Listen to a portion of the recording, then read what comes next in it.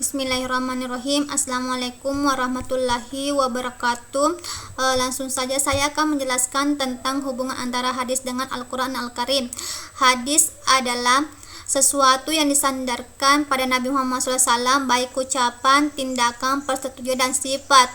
Sedangkan Al-Quran Al-Karim adalah ucapan perkataan firman Allah Subhanahu wa Ta'ala yang diturunkan kepada Nabi Muhammad SAW, yang tersusun dalam mushaf yang diawali dengan surat Al-Fatihah dan diakhiri dengan surat An-Nas, dan bernilai pahala bagi pembacanya.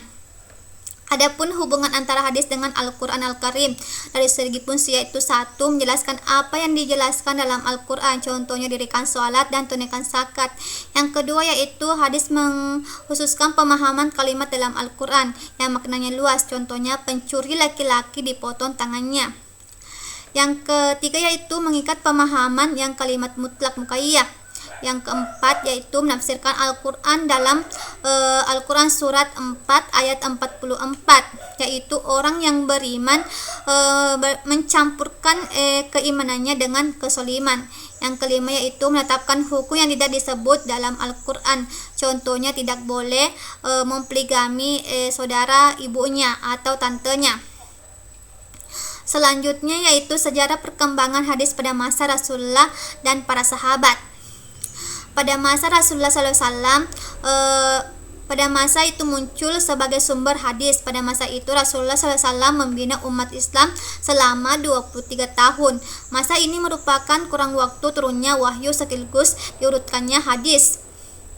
Keadaan ini sangat menuntun keseriusan kehati-hatian para sahabat sebagai pewaris pertama ajaran Islam. Adapun metode yang digunakan oleh Rasulullah SAW dalam mengerjakan hadis kepada sahabatnya, itu para sahabat berdialog langsung dengan Rasulullah SAW. Yang kedua, yaitu para sahabat menyaksikan dan perbuatan dan ketaatan Rasulullah SAW. Para sahabat mendengarkan perkataan sesama sahabat yang diperoleh dari Rasulullah SAW.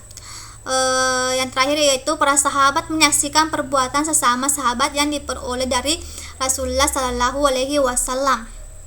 Pada masa sahabat, para sahabat mengatakan kedudukan hadis sebagai sumber syariah pertama setelah Al-Quran Al-Karim. Mereka tidak mau melayani hadis jika hadis mereka yakini keberadaannya, sebagaimana mereka tidak berpaling sedikitpun dari hadis, dan mereka juga berhati-hati dalam meriwayatkan hadis dari Nabi Muhammad SAW. Selanjutnya, yaitu secara pembukuan hadis. Pembukuan hadis mengalami perubahan-perubahan yang sesuai dengan perkembangan kemajuan dan sesuai pula dengan keadaan ataupun suasana.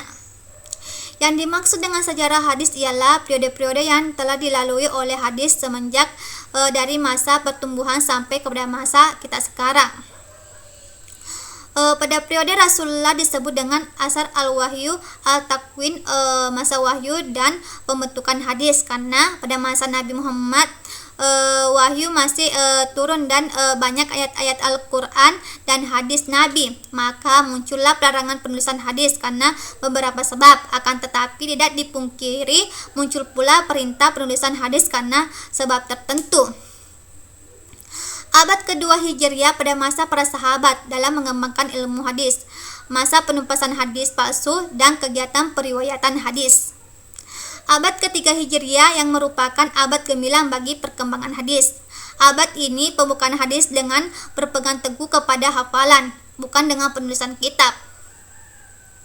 Abad keempat dan sesudahnya berusaha mengumpulkan apa yang tercerai-berai dalam kitab-kitab ulama, lalu meringkasnya dengan membuang sanad dan menerbitkan dan menstabilkannya. Sebelum abad keempat Hijriah, mereka tidak hanya berpegang kepada kitab saja tanpa memenuhi pengarangnya. Abad ke-6 dan selanjutnya berpegang kepada semua kitab dan memisahkan antara mustaqamin dan mutakakhirin. Terima kasih.